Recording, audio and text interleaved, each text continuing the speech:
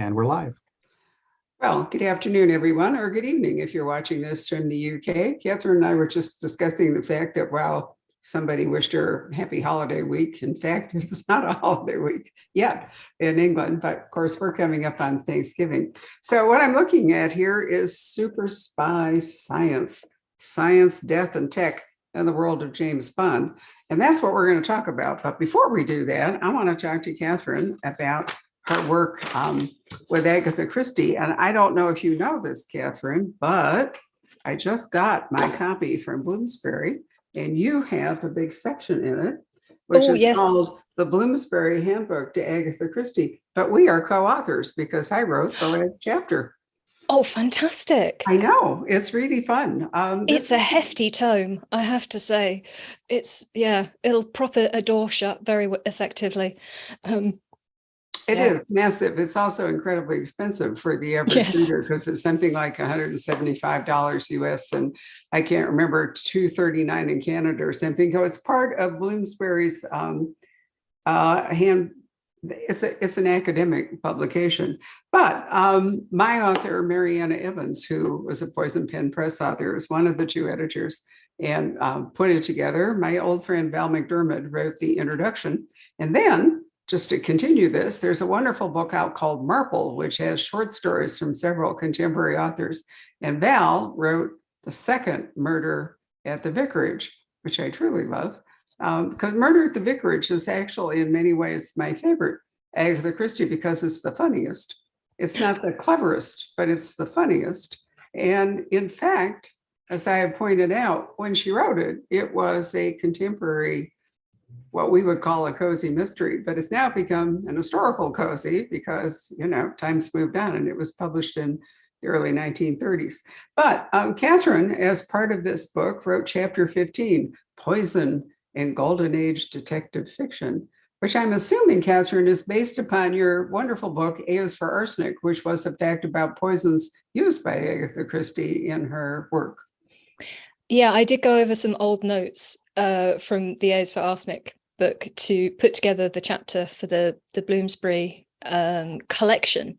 There's all sorts of contributions to that book. I know it's a lot of money, but you do get a lot for that money. Lots of different perspectives on Agatha. But yes, I based it very much on my previous research into Agatha Christie and her marvelous use of chemical weapons in her books.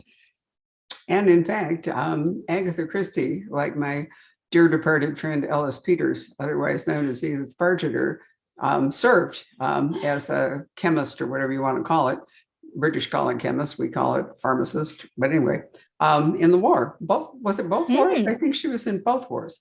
And as a consequence, gained a lot of familiarity with how poisons worked. And so she was a lot more accurate than, let's say, Dorothy Sayers, who really blew it when she tried to use a particular kind of mushroom poisoning in one of her books and got it all wrong. I never can remember the title of that book. No, I can't remember. I know she got it, her book, Strong Poison, because that uses arsenic. I know she did her homework on that one. And that was another 1930s, I think.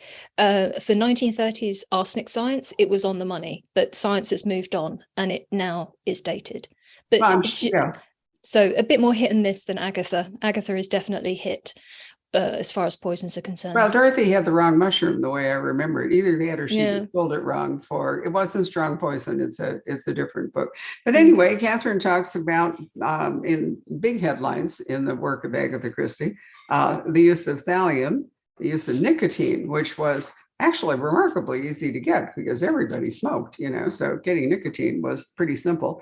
And then our favorite, arsenic, which they're probably, I would guess, Kathryn, there were many more deaths from arsenic than were ever actually counted as deaths from arsenic because it was so hard to figure it out. Yeah, absolutely. I am sure there are graveyards filled with bodies that were brought there by arsenic and didn't necessarily alert the authorities. Well, yeah, for getting rid of inconvenient people or whatever. Or wealthy people. Yeah, but I mean, Wealthy Collins, the Moonstone, is a really great example of the kind of thing that could happen, let's say, to a wealthy but hapless woman when people wanted to pillage her, her fortune. And they could commit them to asylums. They could do all kinds of things, or they could just conveniently poison them. But anyway, I'm going to read because I love the little biographical sketch here in this wonderful book called The Bloomsbury Handbook to Agatha Christie. So here's Kathryn Harkup. She's a writer and science communicator. Her interests are in anything gothic, gory, and geeky, and preferably all three, which is terrific. I love that. As well as A is for Arsenic, The Poisons of Agatha Christie, she has written several other books on the crossover between science, history, and literature, including Making the Monster, The Science of Mary Shelley's Frankenstein, which again, people are exploring today in different ways, Death by Shakespeare, Snake Bites, Stabbing, and Broken Hearts, and Vampirology, The Science of Horror's Most Famous Fiend. Do you realize, Kathryn, that witches are the new vampires? I don't know if you've noticed. Is that true? Absolutely. Oh. In commercial fiction, in crime fiction or gothic or whatever, gothic is having a moment, but witches have just come on strong this year. Wow. I find that completely fascinating. So skipping over my bio, which doesn't really matter in this discussion, and continuing on, I like the way that your publisher Bloomsbury added a different thing. Kathryn completed a doctorate in her favorite chemicals, phosphanes, and went on to further postdoctoral research before realizing the talking, writing, and demonstrating science appealed a bit more than hours slaving over a hot fume hood. For 6 years, she ran the outreach in engineering, computing, physics, and math at the University of Surrey, which involved writing talks on science topics that would appeal to bored teenagers. She's now a freelance science commentator, delivering talks and workshops on the quirky side of science. And obviously, you're having a wonderful time with it. So why James Bond? What was so appealing to you about Bond?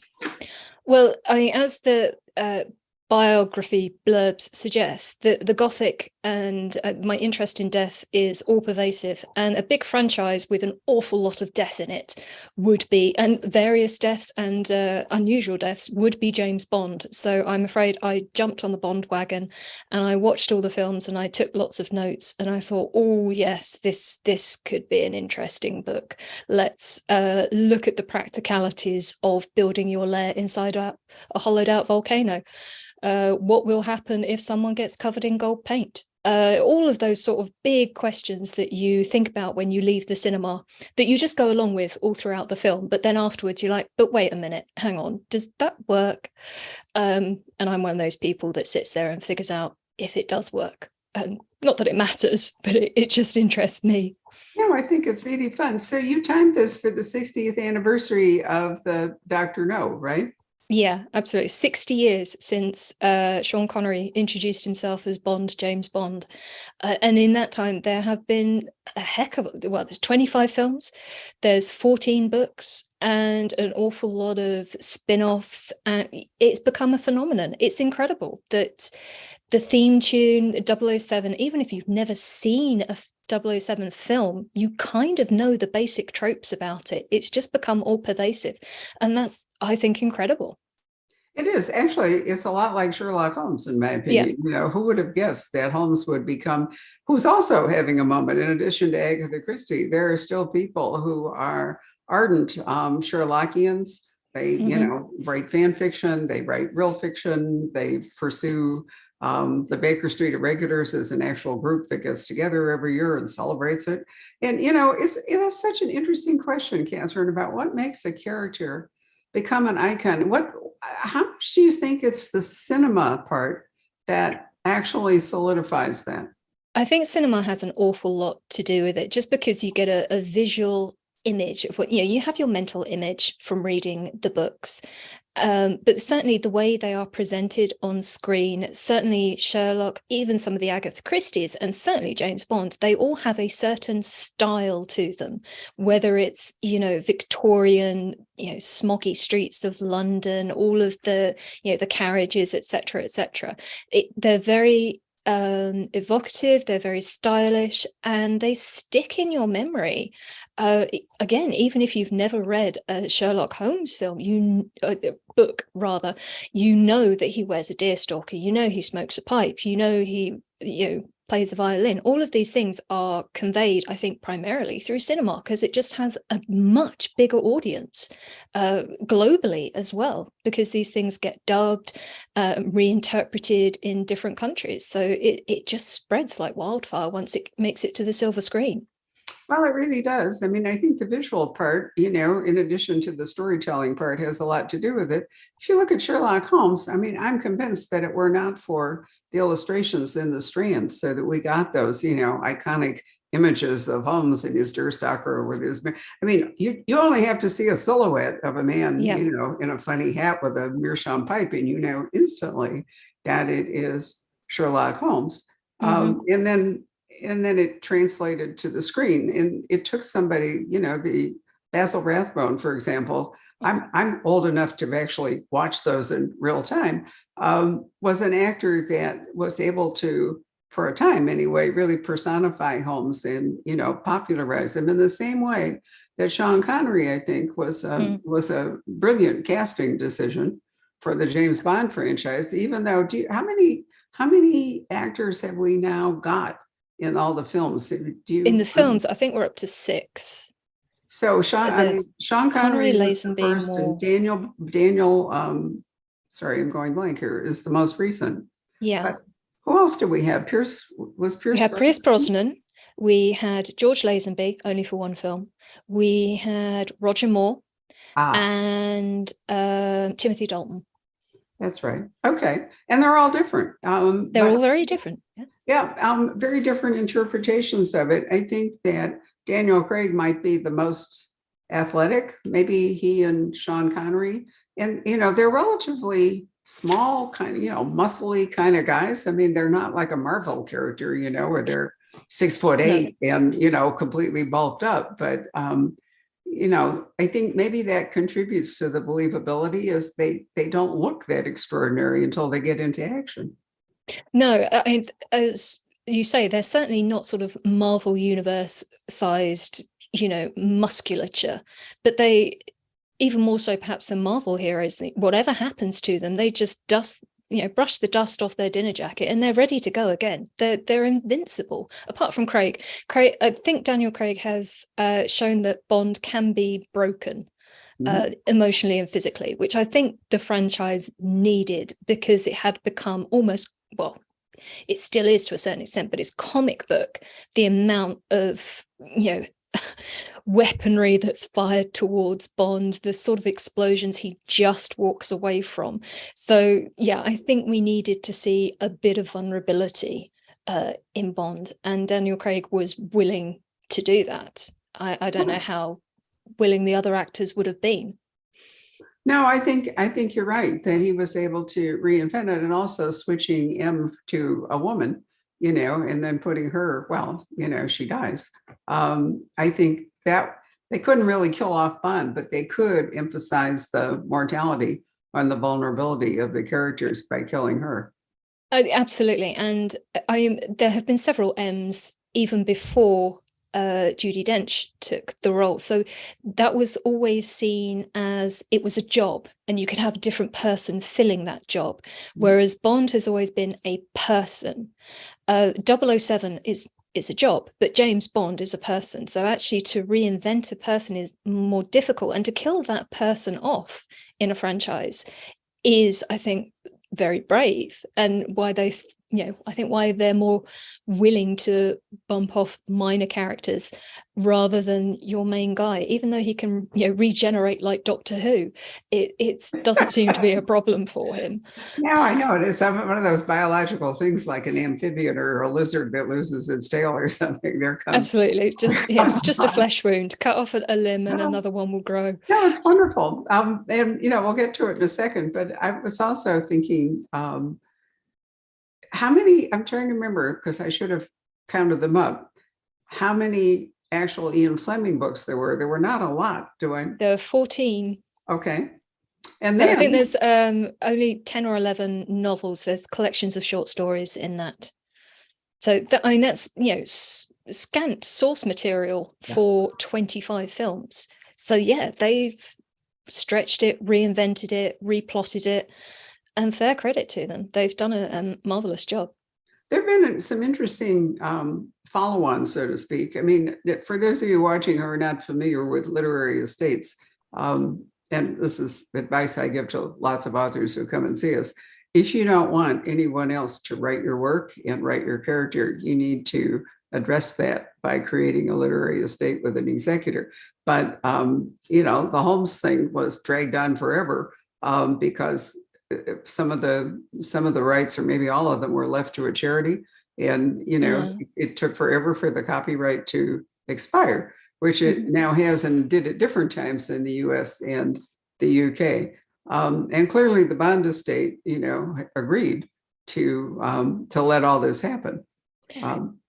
Yeah, I mean, I think Fleming himself, while he was alive, he was quite keen to sell the rights to filmmakers, because that's where the money is. Fair enough.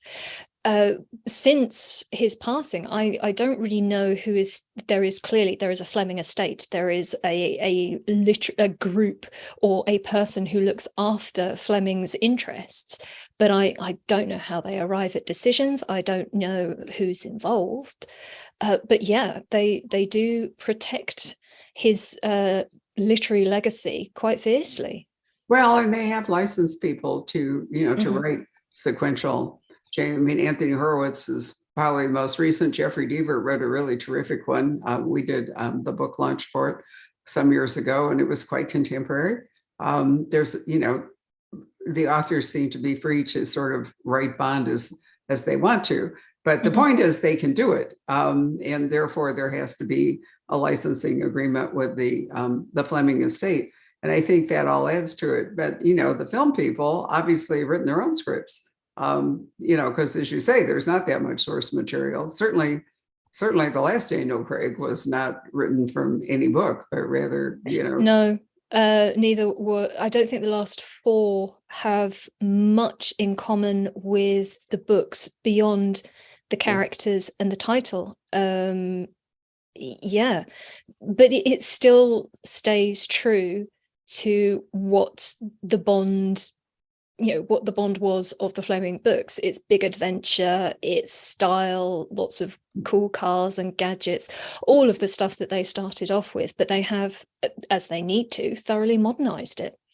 Well, there's cool alcoholic drinks. There's a really great bridge hand in one of them. I'm trying to remember, which is based on an act. I'm a tournament bridge player, so I watched the hand. It's based on a real hand that I'm trying to remember. It might have been whist rather than bridge, because it's a long ago. There's a bridge hand in Moonraker, because they figure out the bad guy's a bad guy because he's cheating, because that's what bad guys do. So, yes. They bring in lots of real world stuff, or, things that were created by Bond. But let's talk about, because this is, after all, the point of your book, let's talk about the science and the tech. And was that, do you think that that's more an invention of the films? Was there a lot of it written up in the books that Fleming just kind of made up? Fleming was, I think, very interested in gadgetry. Certainly during the war, he was involved. He worked in intelligence, and he certainly talked to people who devised real spy gadgets to smuggle information, in and out of occupied territory. And he was fascinated by that stuff, and he carried around with him a pen with a canister of tear gas in it. That it was like one of his most prized possessions. So yeah, he loved all of that stuff. And I think to a certain extent, he definitely kept up to date with technology. If you read things like From Russia with Love, this encryption device that they're trying to get from the Russians, it sounds an awful lot like an Enigma machine from the Second World War, which Fleming would have been very familiar with, but it was of course still a state secret. So he was dropping some hints without actually breaking his oath to maintain the secret. So yes, he was certainly interested in that. The problem was that technology and science develops at such a rapid pace, especially in the 60s with the space race and things like that. And Fleming wasn't alive to keep pace with that. So the filmmakers had to update stuff, even though the books were only a few years old when they originally got hold of them. And it's only accelerated since then. We've ended up with Bond in space in the 1980s. Yes, they have certainly taken the technology and the science and absolutely run with it. It hasn't always worked, but by and large, we just, it's entertainment. We go along with it. It's not gritty documentary. It's fun. So why not put a giant laser in space? It's a film. You can. Oh, If I you're thinking, agree. No, it is fun. Some years ago, my husband and I went to, trying to think when it was. It must have been 2012. Anyway, no, it was a little bit later than that. We went to Burma right when it opened up, now called Myanmar, and we went down the river from Mandalay down to, and at the end of it, we went back to Bangkok. And when we had first gone to Bangkok to start this trip, the group we were with had booked us in at the Hilton. And I looked upriver and I saw the Peninsula Hotel. And I said to my husband, when we come back, I said, I want to stay at the Peninsula. No, he said, we've already booked at the Hilton. I said, I don't really care, Rob. The chances are we're never going to come back. And I want to stay at the Peninsula. So as it happened, our travel agent was with us. She booked me in on American Express to this wonderful suite at the Peninsula. And when we got back to Bangkok, everyone on the trip was ill with some ghastly respiratory thing, but me. So my husband, abandoning, his concern about what we were paying for, went to the Hilton. And I went to the Peninsula. But the reason I mention all this is that the big treat at the Peninsula was at night, and you're right on the Chao Phraya River. They wrapped you up in blankets and put you in lounge chairs around the pool, and they have this giant outdoor screen, and they show Goldfinger. And it was just hilarious, to be there. There you were, wrapped up against giant eating mosquitoes and, on the river in Bangkok, and watching Goldfinger. And it was really dated by then.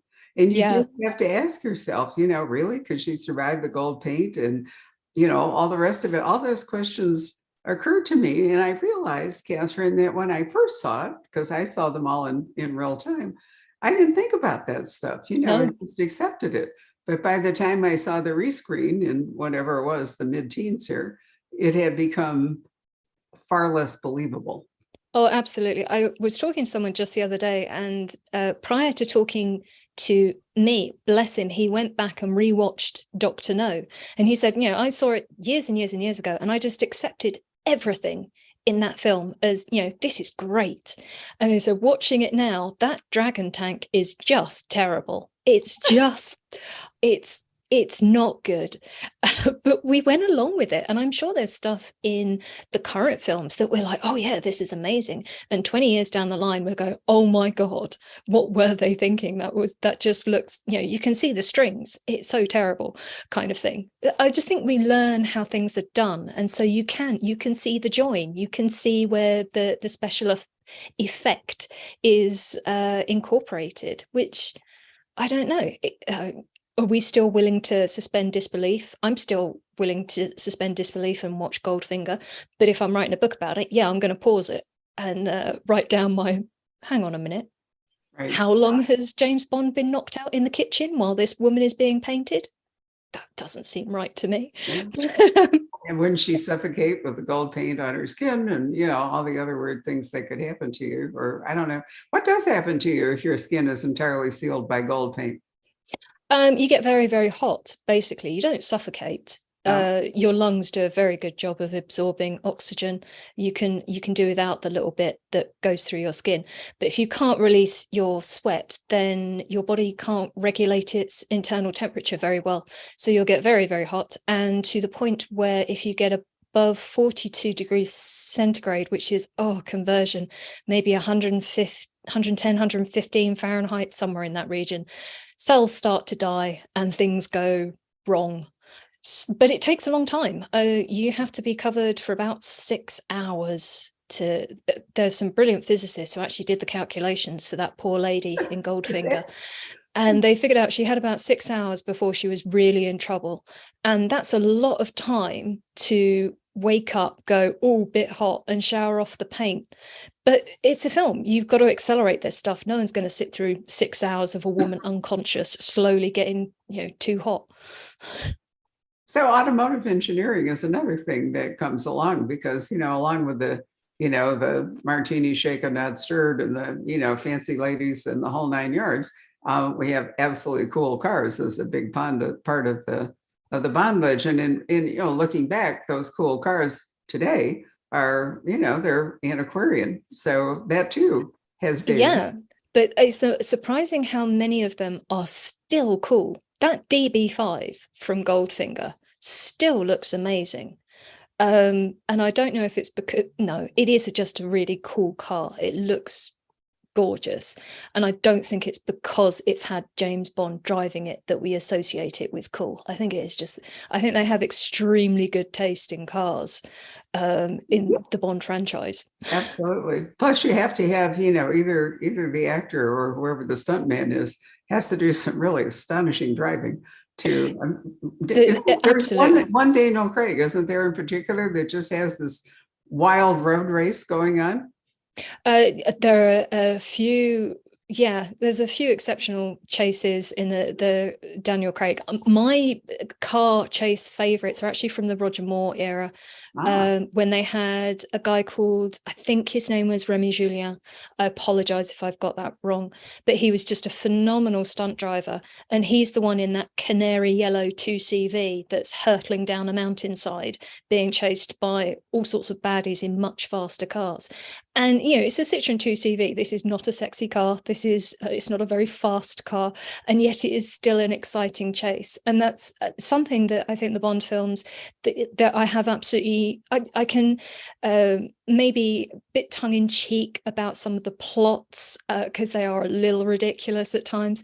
But the stunt work, the presentation of this world on screen is fantastic. And it's because people have done it for real, and people with tremendous skill have presented these stunts, these car chases, these explosions.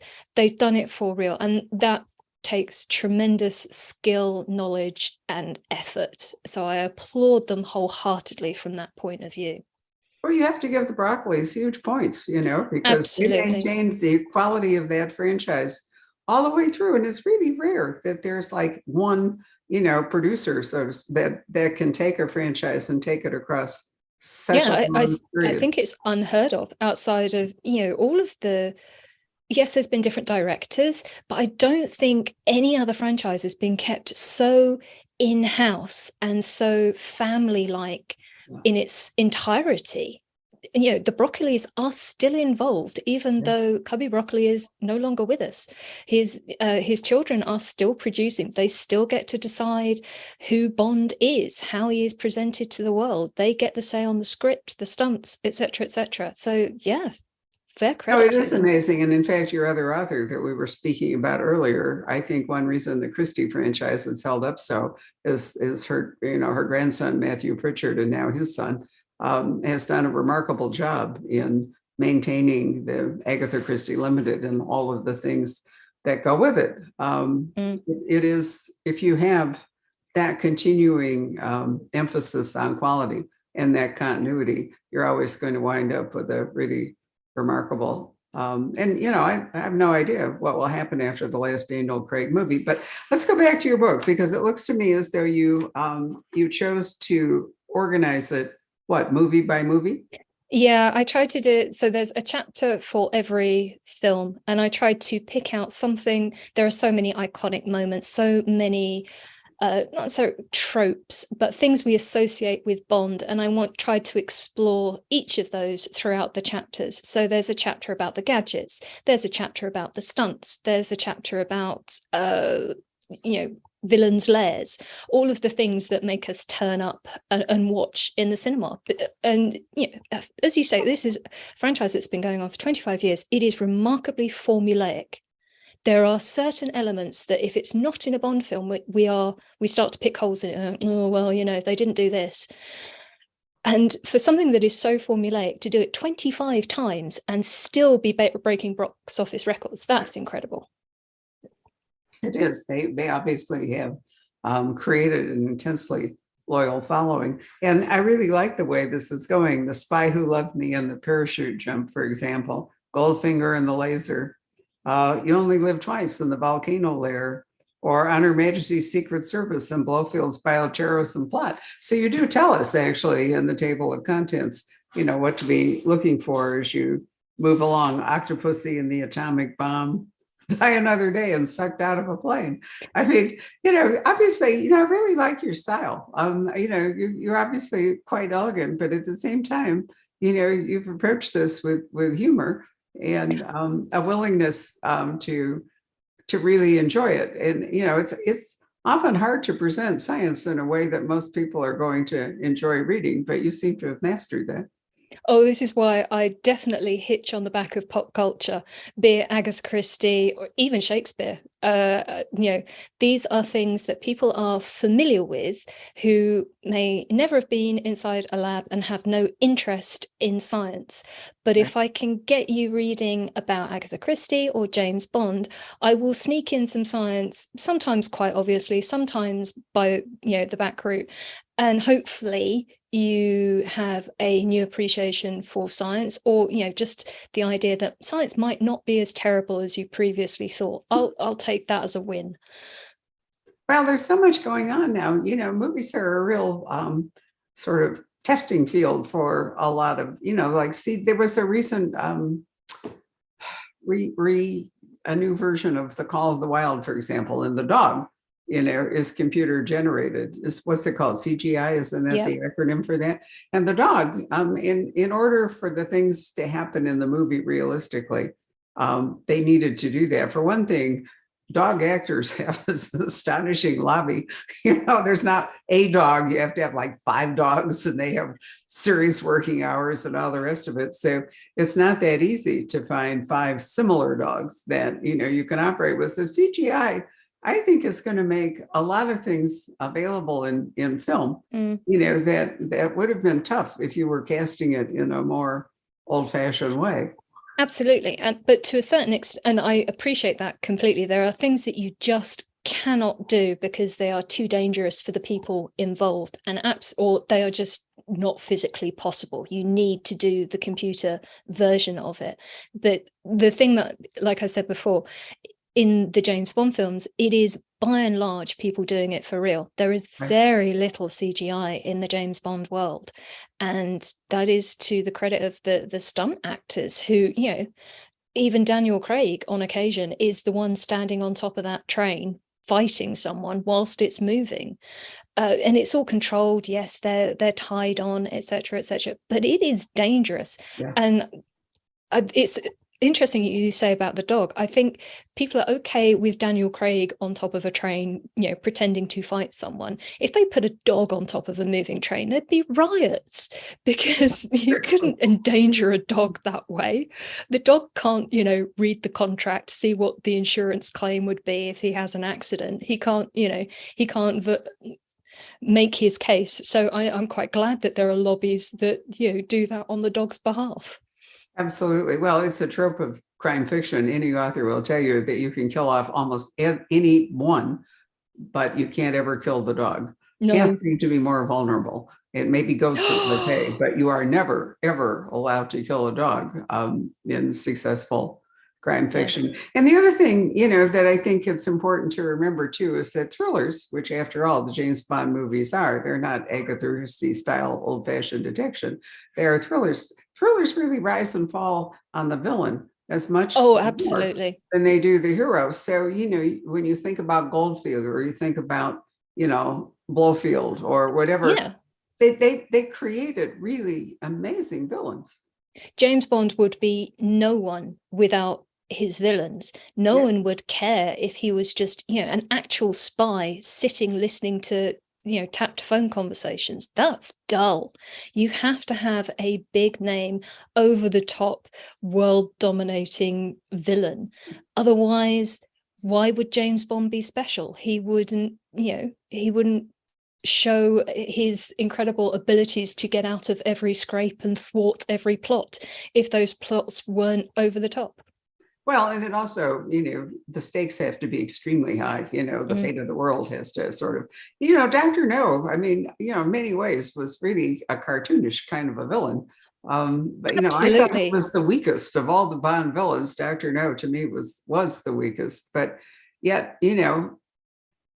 I don't know, there was just something about, I still remember the movie and the surprise, of seeing it, because I mean, people coming to them now know what to expect, but those of us who actually went to the theater when it came out didn't know what to expect, and were, the volcano kind of gives you pause, but at the same time, so I go, it just created this great experience. But I think they got better with the villains as they moved along. Definitely. I think Dr. No was definitely heavily stereotyped. He's not in the film very much. He only shows up really for the last third. So there's not much opportunity for the actor to actually do much with the role. Whereas Auric Goldfinger, I've forgotten the actor's name. Whoever was cast play, he's brilliant. He has so much presence. When you've got someone as stylish as Sean Connery standing there, you have to have someone with a bit of presence to stand next to him. Otherwise, who's going to even notice? The villains have definitely got better. The fact that Blofeld has been in I don't know how many films shows you that people are as in love with the villains as they are with the good guys, which is, I think it's much like the murder mystery genre.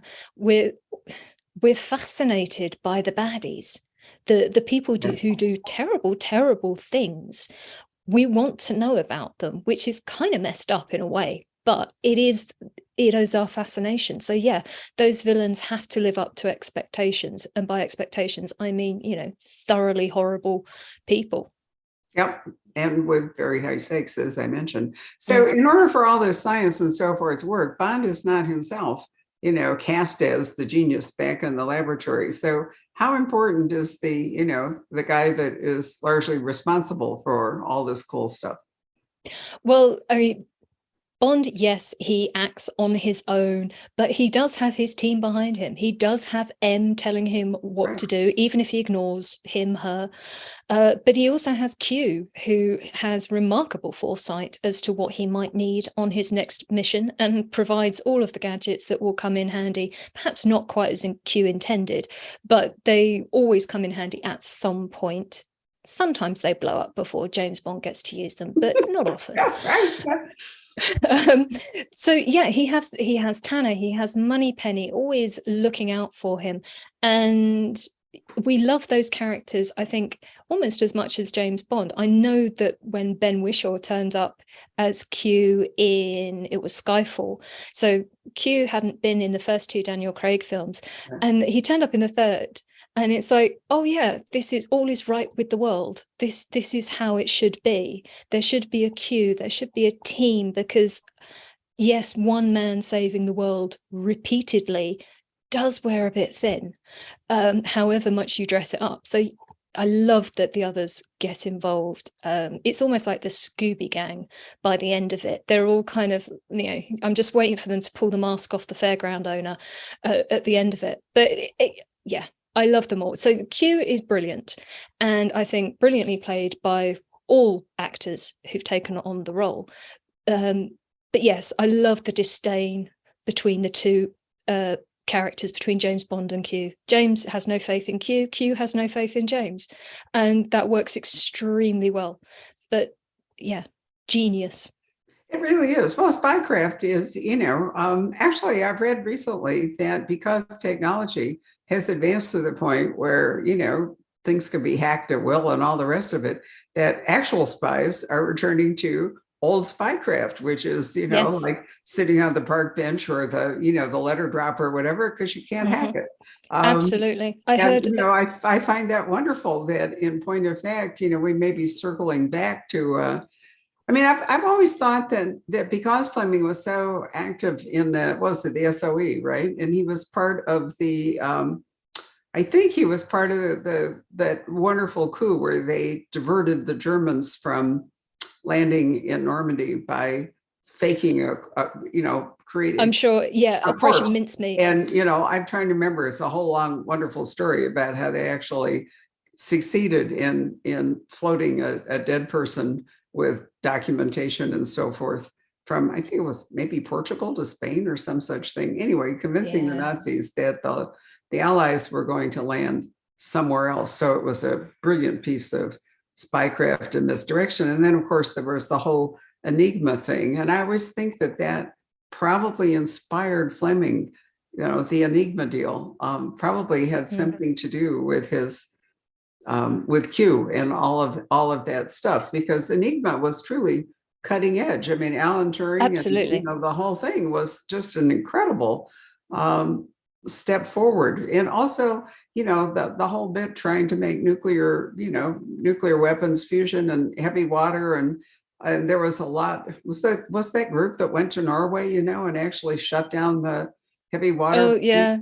I mean, just some truly James Bond sorts of actual things that happen. Absolutely. And I think that is why it worked when Fleming was writing it, because this stuff, everyone sort of knew that this stuff had kind of been done during the war. It wasn't terribly known about until many, many years afterwards, because it was national security, et cetera, et cetera.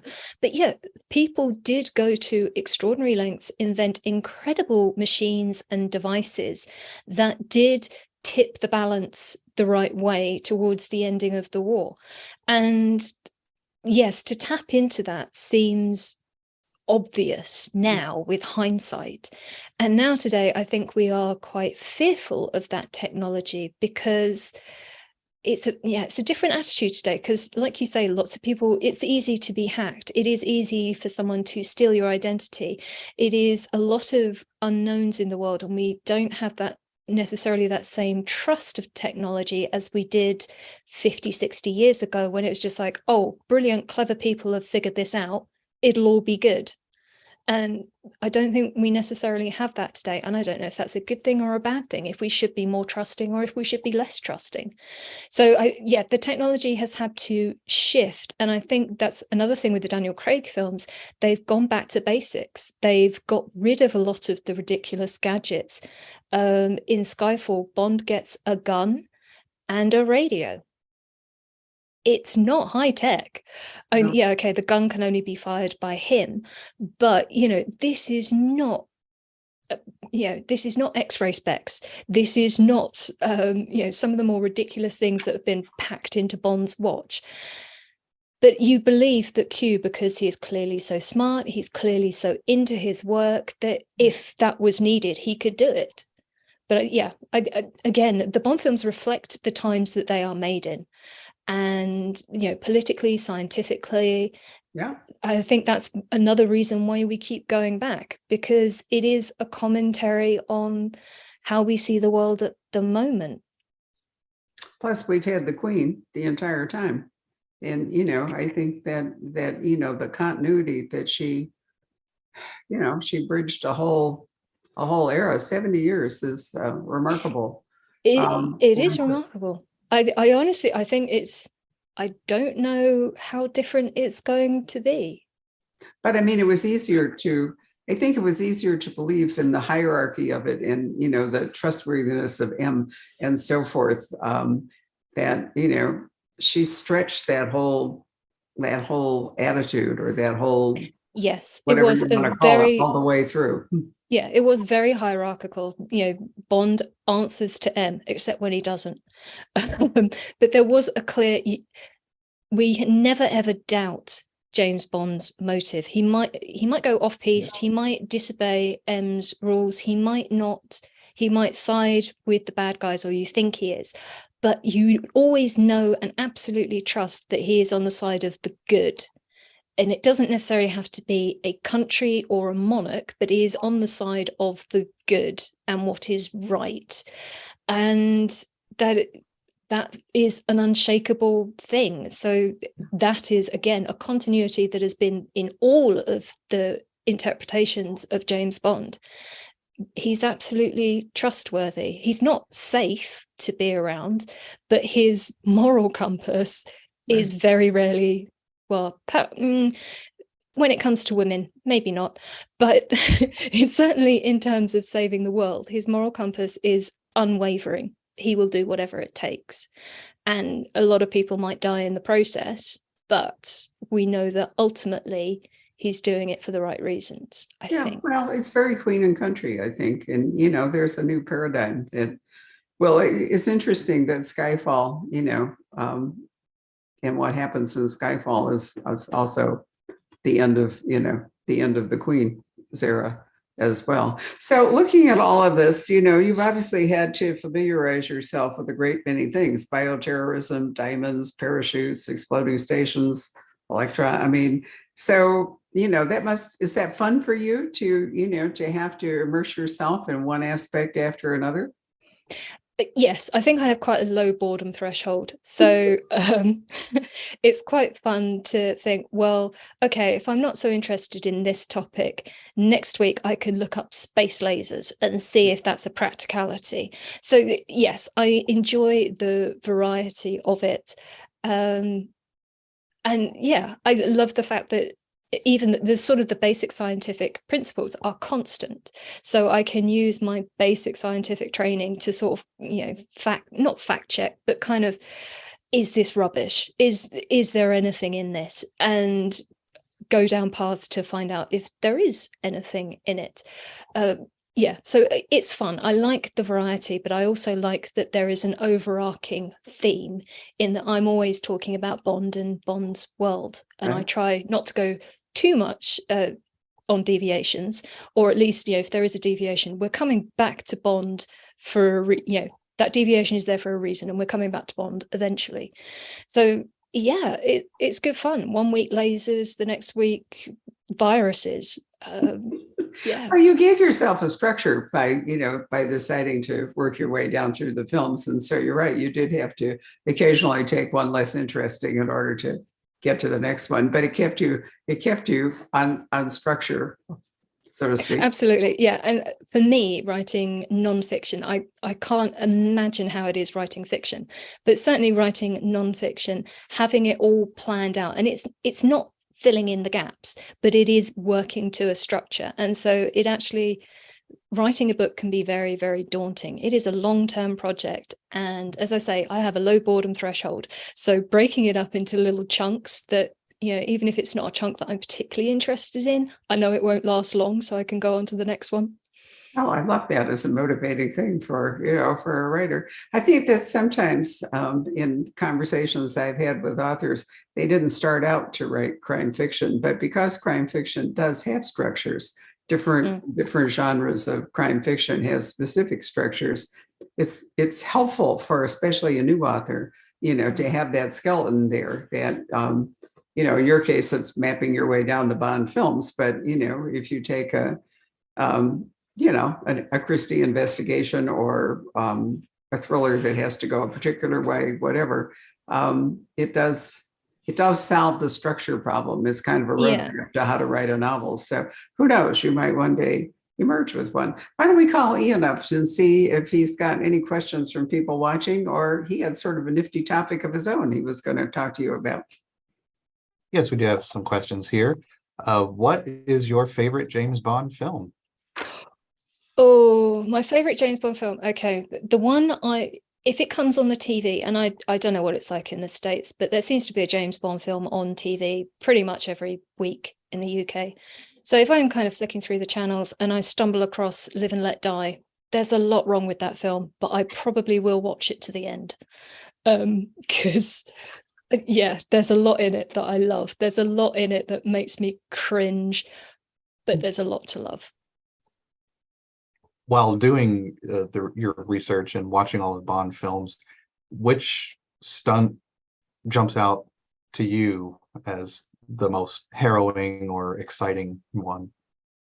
The one that I think if you do a clip, you know, like they do like reels of the best James Bond stunts, the one that's always going to be in the top 1 or 2, even though it's from a film many, many years ago, it is the skiing off a cliff and the parachute opens. That is such a moment, especially in UK cinemas when the British flag was on the parachute. Apparently that took the roof off. And this is just the beginning of the film. We've got a whole James Bond film after. So that stunt, and also when I was reading about it, you kind of know, yes, someone did that, but the circumstances under which that stunt was done are extraordinary. And the fact that it was terrible weather, incredibly dangerous. They had like a 15-minute window. They did one take and they abandoned their camera equipment where it was to get the hell out before anyone died. So the fact that only one of I think it was 6 cameras were trained on this stuntman, and only one of them caught the entire fall. In fact, it's one shot. That really stood out to me as someone did that. Some idiot said, yeah, sure. Yeah, some idiot. Right. Well, that might be a little harsh, but nonetheless, I'm sorry. I'm such a coward. If anyone said, do you want to ski off a cliff and you might not die? No. It does, to die just to make a movie. Under no circumstances is that worthwhile. No. It's happened a few times. I mean, there have been a few instances. Was it Bruce, can't think of his name, the martial arts guy? Didn't he die making a movie? Or maybe he just died. I can't remember. And then we had the shooting on set recently, with Alex Baldwin, although that was not an action sequence. That was something entirely different. So, movie making is not entirely risk-free. Bruce Lee, that's who I was trying to think of.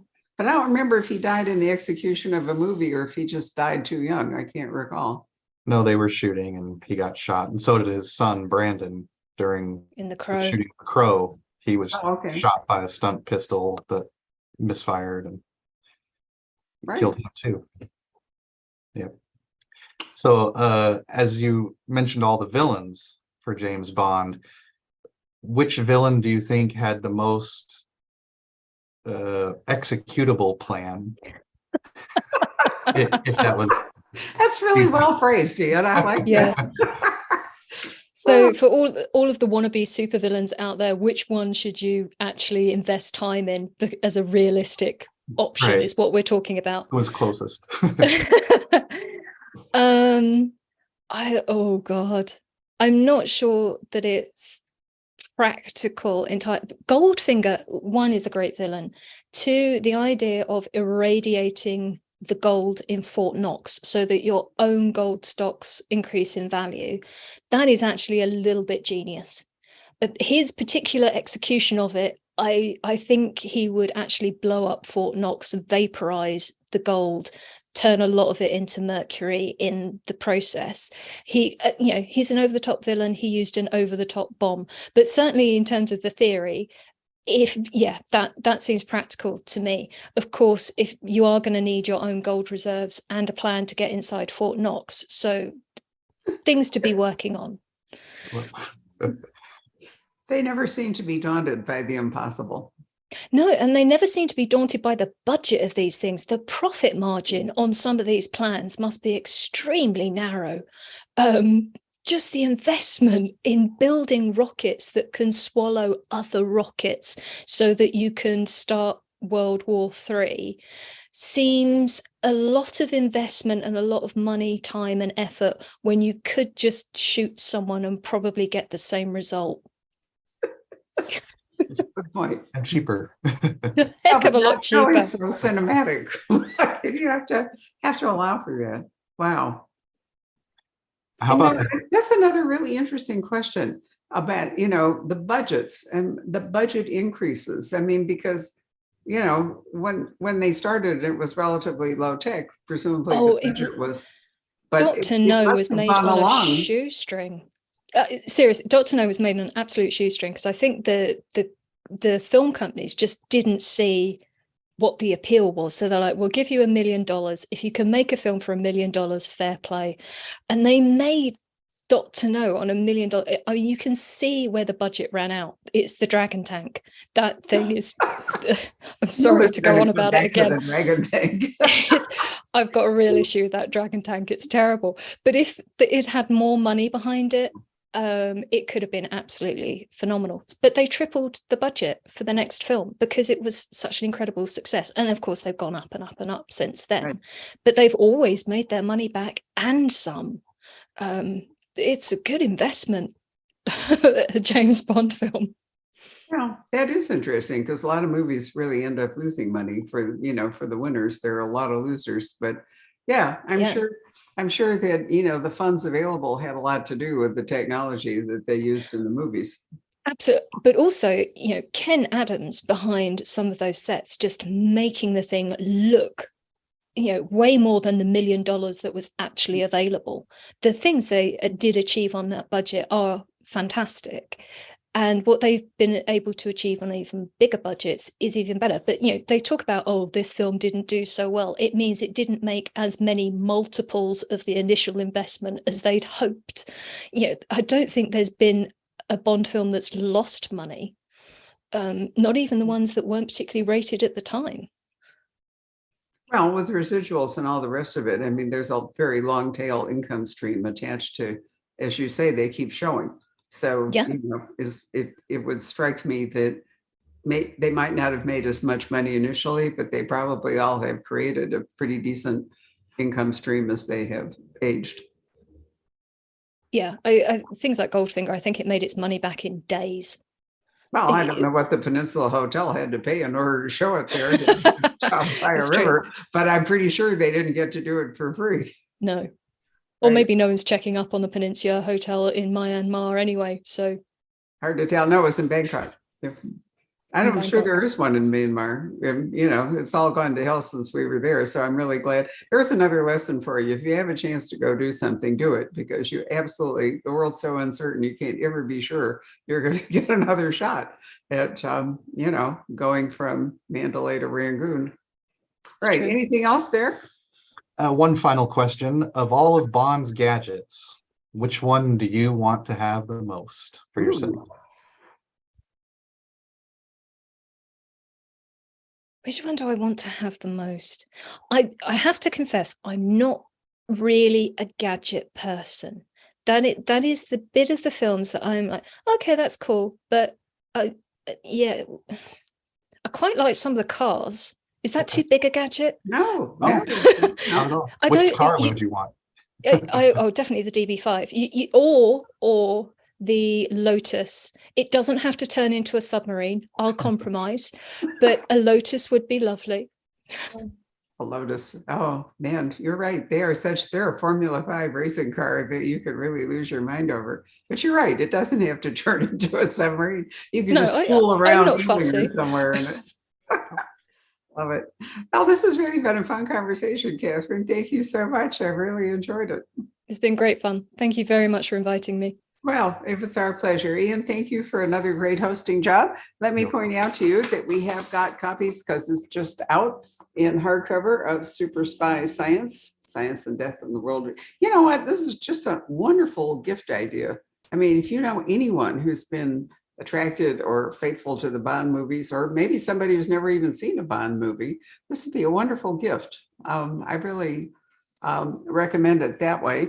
And sadly, our book, Kathryn and I, and the other contributors, I can't really recommend that you pay $175 for this. Go to a library. I'm sure it would be in a library. But it's a wonderful, I treasure, this is my review copy as a contributor. I assume you got one too. I did, yes. Yep. And I'm really delighted with it.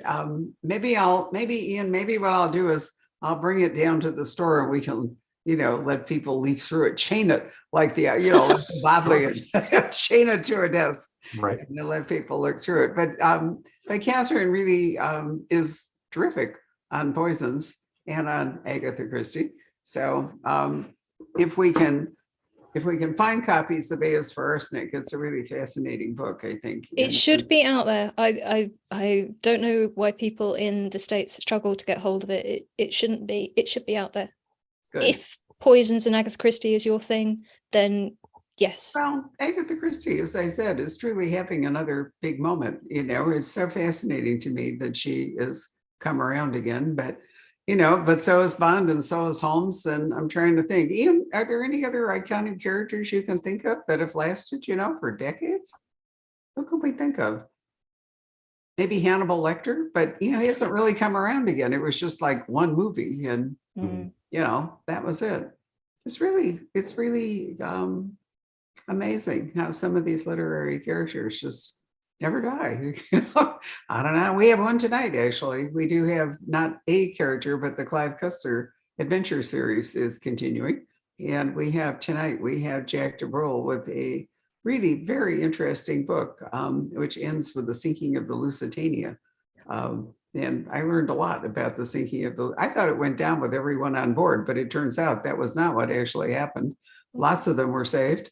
And it was fairly close to Ireland. So many of them were saved and brought ashore in Ireland. So it's interesting how you can, if you don't read history, finally, you can make assumptions that turn out not to be true. So that was great. I'm looking forward to talking to Jack about it. Anyway, enjoy the rest of your evening, Kathryn. Thank you so very much. Ian, I will see you later. Bye, everyone. Bye-bye.